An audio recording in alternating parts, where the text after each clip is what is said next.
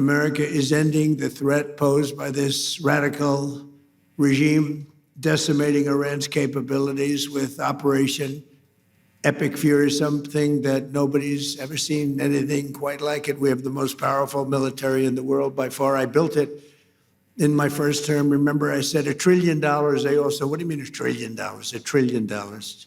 Every year, another trillion the next, another trillion. We have the best people. We have by far the best equipment. We have weapons that nobody's ever seen before. We have weapons that nobody even knows about, except for a few of us. For 47 years, Iran has been known as the bully of the Middle East, but they are not the bully any longer. They're on the run.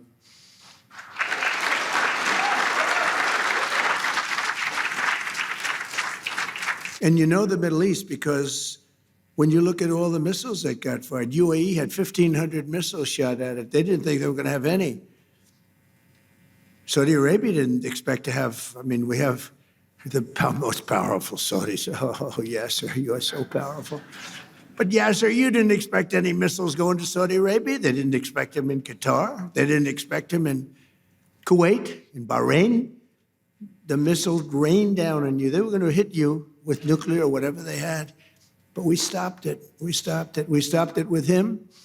And then there was a big moment also in my first administration when I took out Soleimani. And a lot of people think that might have been the biggest thing of all because he was a mad genius. He was a vicious, horrible human being, but he was a great general and a great leader, if you define a leader in a certain way, very, very powerful leader. In fact, he was so powerful that I really think that the leadership of Iran was extremely happy when I took him out, but they don't say that, but nobody's going to be asking him anymore because they're not here either. And I really believe we saved the Middle East. We saved not just Israel, we saved the Middle East. They're being hit so hard. Anybody would be negotiating. They are negotiating. They're begging to make a deal. They're begging to make a deal. Turned out I was right. They were negotiating, which they admitted 2 days later. And in order to make up for their misstatement, they said, we're going to send you 8 ships of oil. And the following day I saw, this is 2 days ago, I saw on one of the networks, very strange, there were 8 ships of oil coming out of Iran. And then they actually said, we're going to add an extra 2.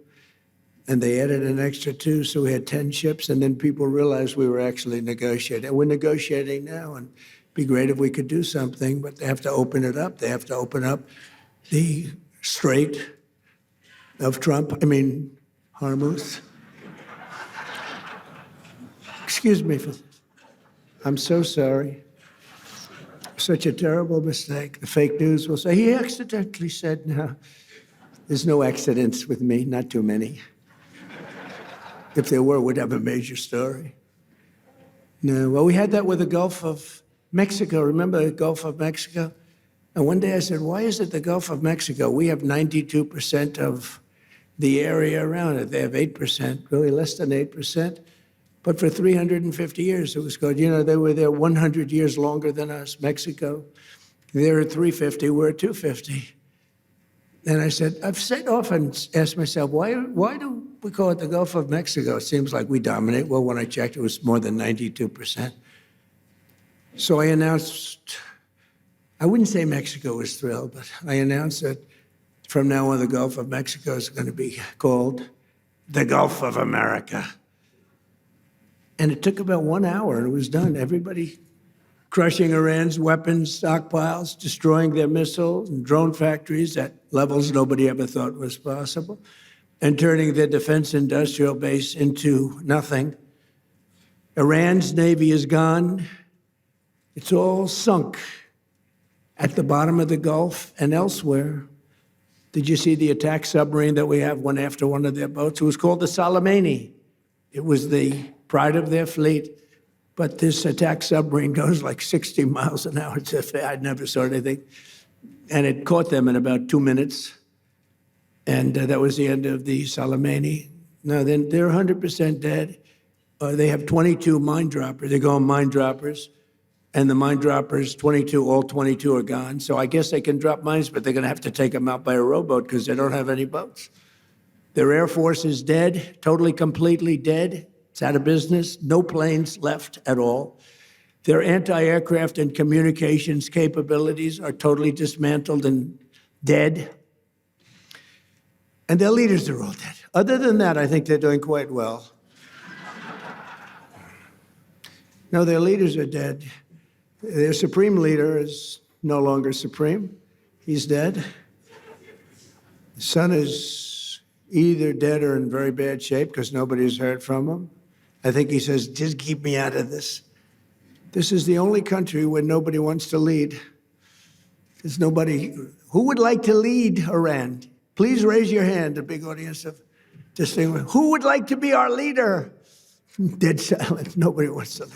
I want to thank the entire kingdom of Saudi Arabia. Been very helpful, unlike NATO. Saudi Arabia fought, Qatar fought, UAE fought, Bahrain fought, and Kuwait fought, even though they shot down 3 of our planes with the finest missiles. We could have done without that. They didn't know they were our planes. They wasted 3 great Patriot missiles, and you have to say there's nothing like these Patriots. But in particular, I want to thank my friend, the Crown Prince Mohammed, who is a fantastic man and a great friend of mine, and a friend of all of yours, I think.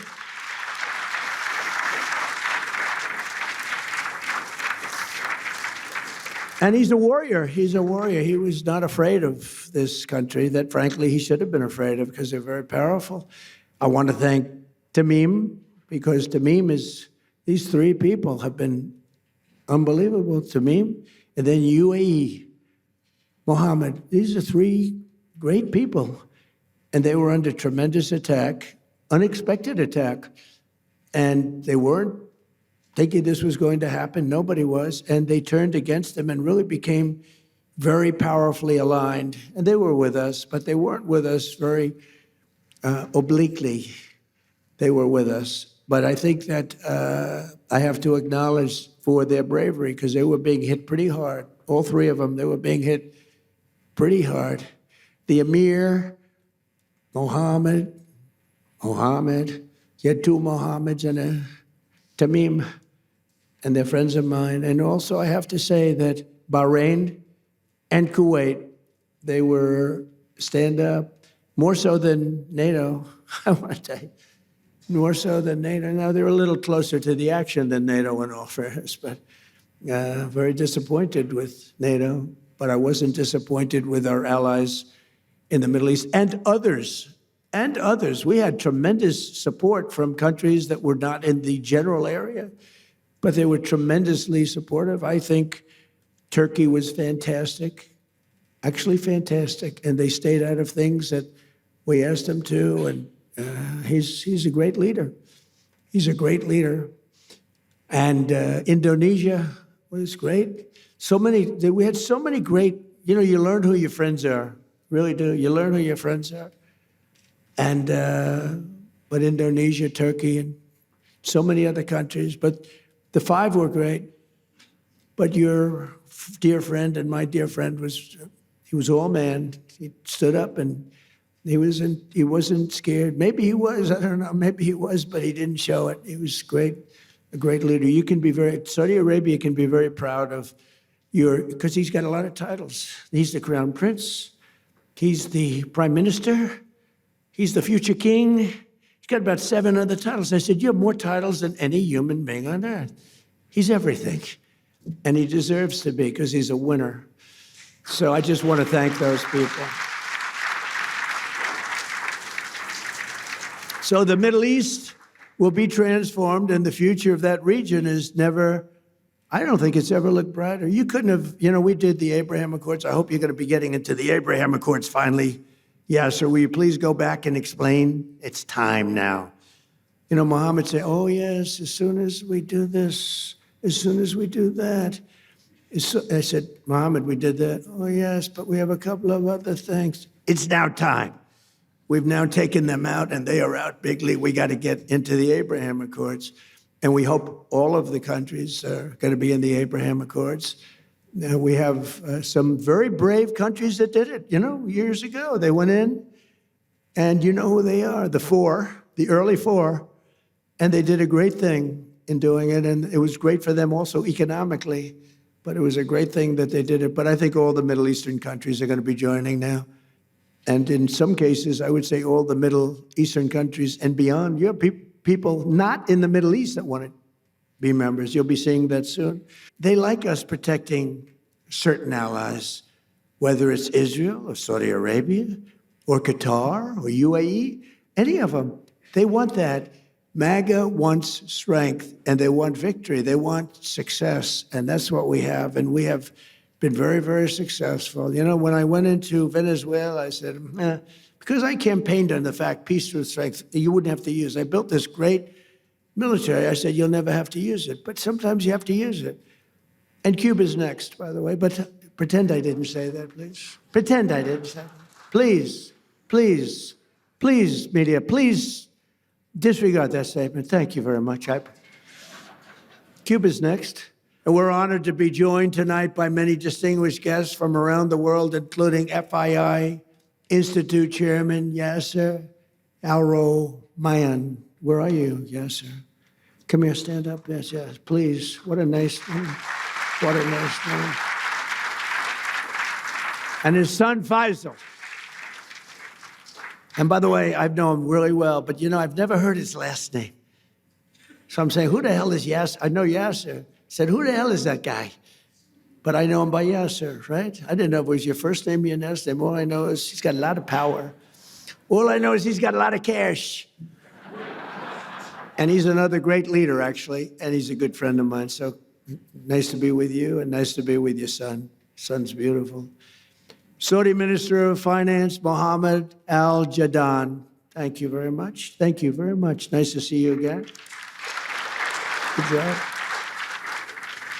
I mean, if you want to be a Minister of Finance, Saudi Arabia is a good place to do it, right? You don't have any dearth. There's no dearth of funds. Most places, they say, where are we going to get the money? How about a tax increase? Minister of State, Mohammed Al-Sheikh. Mohammed, thank you very much. Great honor. Chairman of the Saudi Esports Federation, His Royal Highness Prince Faisal. And of course, please. Thank you. And of course, the kingdom's wonderful ambassador to the United States, Her Royal Highness Princess Rima, who's great.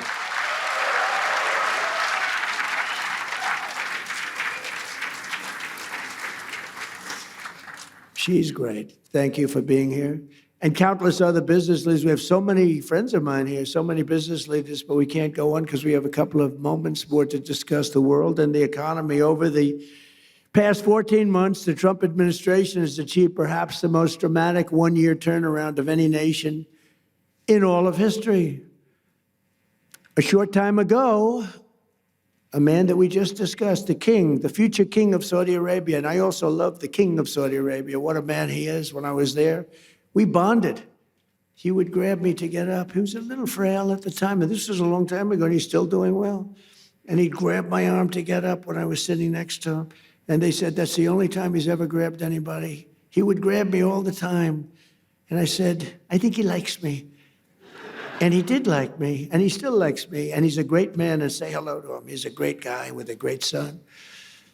But a short time ago, we were together, and he looked at me, and he said, it's amazing. 1 year ago, you were a dead country. Now you're the hottest country anywhere in the world. He didn't think this was going to happen. He didn't think he'd be kissing my ass. He really didn't. He thought he'd be just another American president that was a loser, where the country was going downhill. But now he has to be nice to me. You tell him he better be nice to me. He's got to be. But it was really something. He said, it's amazing, President, because he's a very smart, but a regular kind of a guy. He said, it's amazing, President. A year ago, in that case, it was a year and a half. It was 6 months ago. But a year ago, you were a dead country. Now you're literally the hottest country anywhere in the world. And that was before we beat the hell out of Iran. You know, now I think he's got to say even better. I think we have to up it. My first visit was to the future king. And on that first foreign trip of my presidency last May, the Crown Prince announced that Saudi Arabia would be investing an incredible almost $1 trillion in the United States, which he later increased. What do you want your legacy to be? Well, I'll tell you what. So I told you that I settled 8 wars. That means millions and millions of people. And some of those wars were going on. One was 34 years, one was 32 years, one was 29 years, one was 22 years. They were long-term wars and a lot of people being killed every year. So I've saved millions and millions of people. And I mean, I know it doesn't sound right for me to say this, but I'd love my legacy to be made as a great peacemaker, because I really believe I'm a peacemaker. It doesn't seem it right now, but I think I'm a peacemaker. Okay?